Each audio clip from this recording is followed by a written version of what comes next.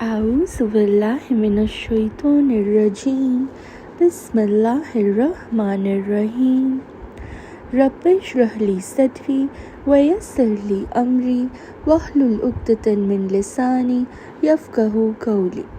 The most beautiful dua by Musa alayhi salam, which says, O my Lord, open for me my chest, that is, grant me self-confidence, contentment and boldness, and ease my task for me, and make loose the knot, the defect from my tongue, that is, remove the incorrectness from my speech, so that they may understand my speech. And now, praise for Allah subhanahu wa ta'ala and the blessings and salutations upon our beloved Prophet Muhammad, peace be upon him. All praise is due to Allah subhanahu wa ta'ala. Blessings and salutations upon our beloved Prophet Muhammad, peace be upon him. We ask Allah to bless his entire family, the most pure, the most noble of all families. And we ask Allah to bless all his companions. And we ask Allah to bless every single one of us. And to bless our offsprings, those to come up to the day of Qiyamah, and may Allah bless the entire Ummah at large. Ameen. Assalamu alaikum wa rahmatullahi wa barakatuhu. We are back, and we are back with the 10th series which is going on, which is about the Hindi translation of Holy Quran. Alhamdulillah, we have now reached to chapter number 8 in this series. So in the previous chapter we had done till ayat number 203 of Surat al-Baqarah, the second surah. And inshallah, now in this chapter number 8, we are going to proceed further from ayat number 204. From ayat number 204, we will be proceeding further and taking the guidance of the translation in Hindi of the Holy Quran. So without any delay, let's begin with that. And before beginning with the literal translation, let's once again seek refuge in Allah subhanahu wa ta'ala from the accursed shaitan and then begin. A'udhu billahi minash shaitanir rajim. Bismillahir Rahmanir Rahim. The second surah, Surat al-Baqarah, ayat number 204 onwards. लोगों में कोई तो ऐसा है कि इस सांसारिक जीवन के विषय में उसकी बातें तुम्हें बहुत भाती हैं, उस खोट के बावजूद जो उसके दिल में होती है। वह अल्लाह को गवाह ठहराता है और झगड़े में वह बड़ा हठी है।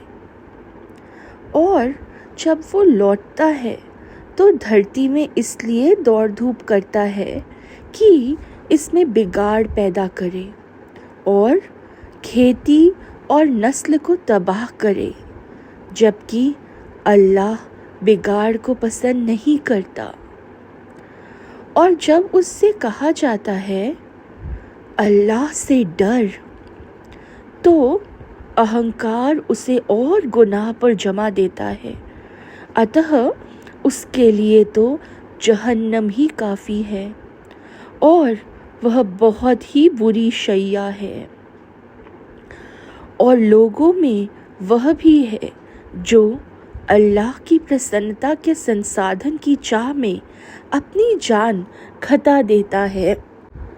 अल्लाह भी अपने ऐसे बंदों के प्रति अत्यंत करुणाशील है। ए ईमान लाने वालों, तुम सब इस्लाम में दाखिल हो जाओ और शैतान के पद चिन्ह पर ना चलो, वह तो तुम्हारा खुला हुआ शत्रु है। फिर यदि तुम उन स्पष्टता दलीलों के पश्चात भी जो तुम्हारे पास आ चुकी हैं फिसल गए, तो भली भांति जान रखो कि अल्लाह अत्यंत प्रभुत्वशाली तत्वदर्शी है। क्या वे अर्थात इज़राइल की संतान बस इसी प्रतीक्षा बस इसकी प्रतीक्षा कर रहे हैं कि अल्लाह स्वयं ही बादलों की छाँव में उनके सामने आ जाए, और फरिश्ते भी। हालांकि बात तय कर दी गई है, मामले तो अल्लाह ही की ओर लौटते हैं। इज़राइल की संतान से पूछो, हमने उन्हें कितनी खुली खुली निशानियां प्रदान की, और जो अल्लाह की नेमत को इसके बाद कि वह उसे पहुंच चुकी हो बदल डाले, तो निस्संदेह अल्लाह भी कठोर दंड देने वाला है। इनकार करने वाले सांसारिक जीवन पर रीझे हुए हैं और ईमान वालों का उपहास करते हैं, जबकि जो लोग अल्लाह का डर रखते हैं वे क़यामत के दिन उनसे ऊपर होंगे। अल्लाह जिसे चाहता है बेहिसाब देता है। सारे मनुष्य एक ही समुदाय थे। उन्होंने विभेद किया तो अल्लाह ने नबियों को भेजा जो शुभ सूचना देने वाले और डराने वाले थे, और उनके साथ हक पर आधारित किताब उतारी, ताकि लोगों में उन बातों का जिनमें वे विभेद कर रहे हैं फैसला कर दें।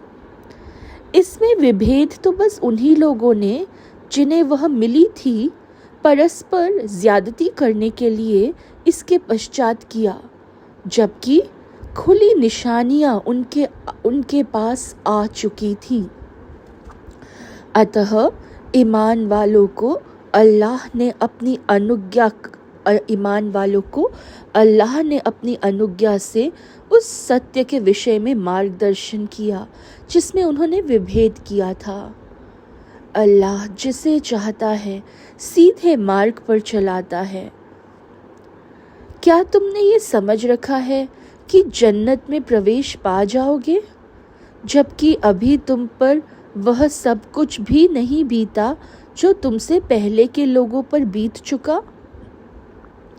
उन पर तंगियां और तकलीफें आईं और उन्हें हिला मारा गया, यहाँ तक कि रसूल बोल उठे और उनके साथ ईमान वाले भी कि अल्लाह की सहायता कब आएगी।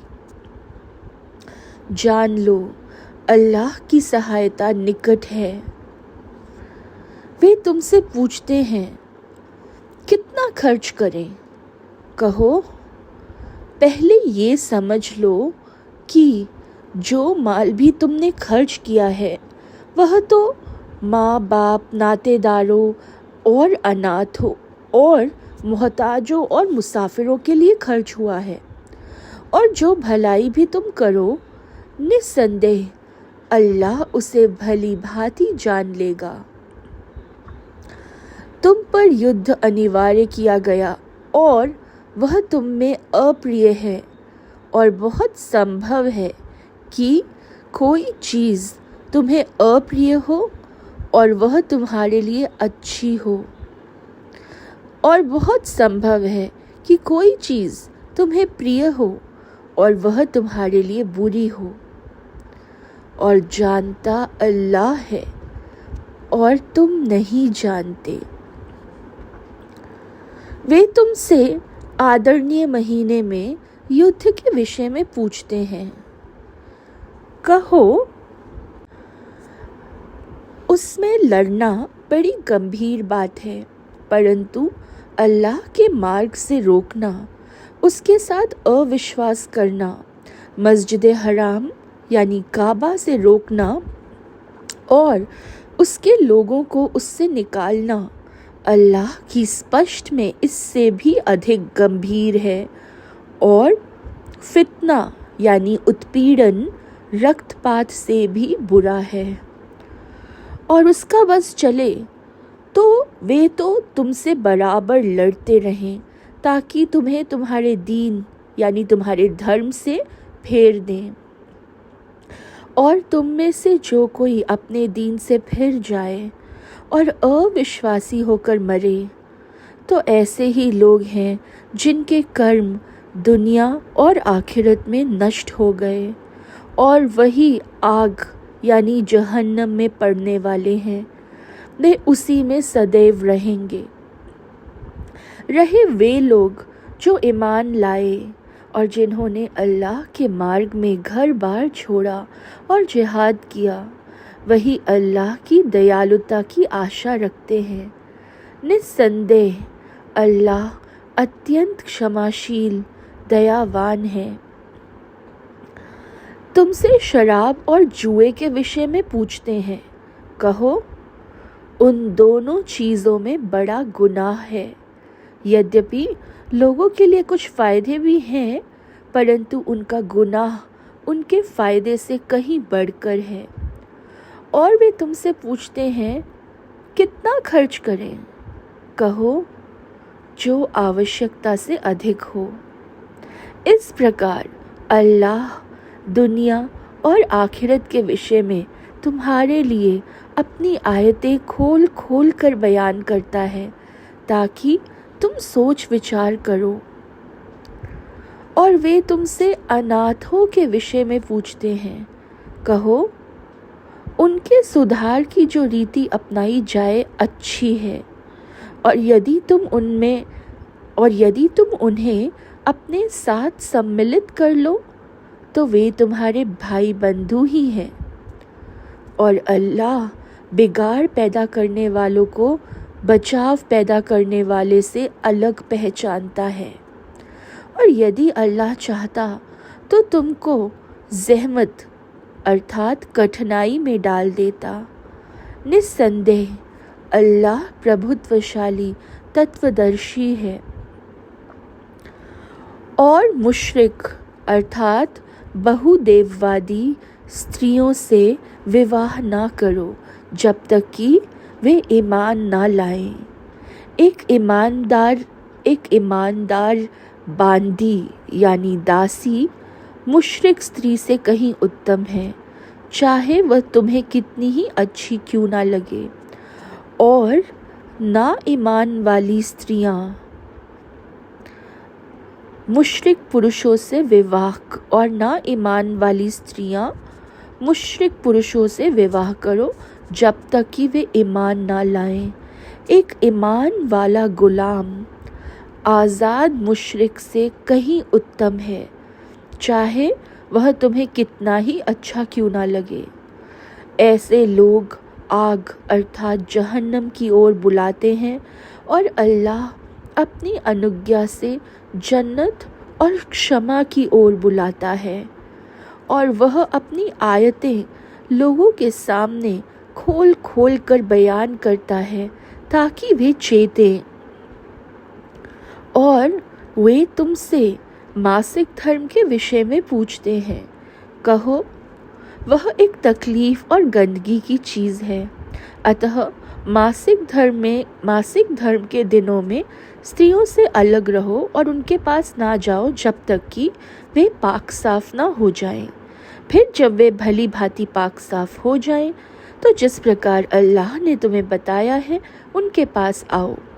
निस्संदेह अल्लाह बहुत तौबा करने वालों को पसंद करता है, और वह उन्हें पसंद करता है जो स्वच्छता को पसंद करते हैं। Allahu Akbar. Alhamdulillah, brothers and sisters. So we have completed today from ayat number 204 till ayat number 222. Alhamdulillah. And we see how these verses, they center around the theme of righteousness, the righteousness which is present in the interpersonal relationships, and then how they are affected in various ways. And we also see Allah first establishes the tone by describing the characteristics of one who ultimately seeks to serve his own ego, and contrast this with the one who serves the pleasure of Allah. And we also saw through the ayats how Allah continues by instructing us to strive together towards attaining peace. And he also reminds us of the fate of the children of Israel, and how the humanity was once united, but began using knowledge to dominate each other instead of improving themselves. And then we saw that Allah then answers 5 questions that people asked the Prophet, peace be upon him, which were: what should be given in charity and to whom? Then the permissibility of fighting during the sacred months while under religious persecution.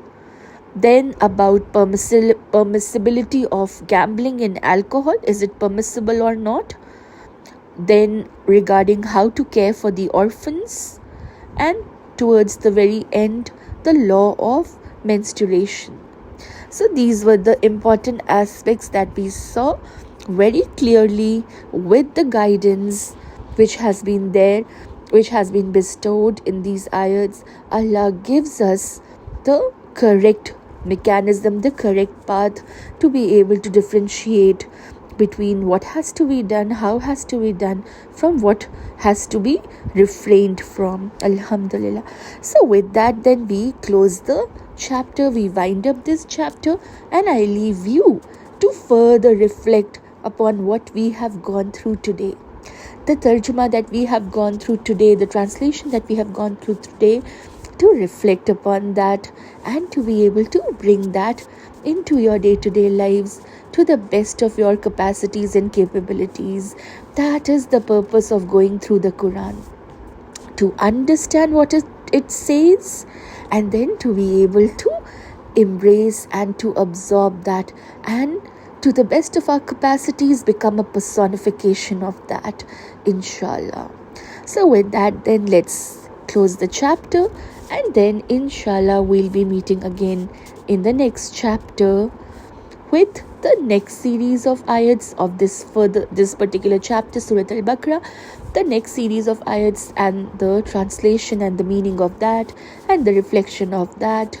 Till then, take utmost care of yourselves, keep everybody in du'as, and inshallah we'll meet again through the next chapter to learn together about this most beautiful deen of Islam.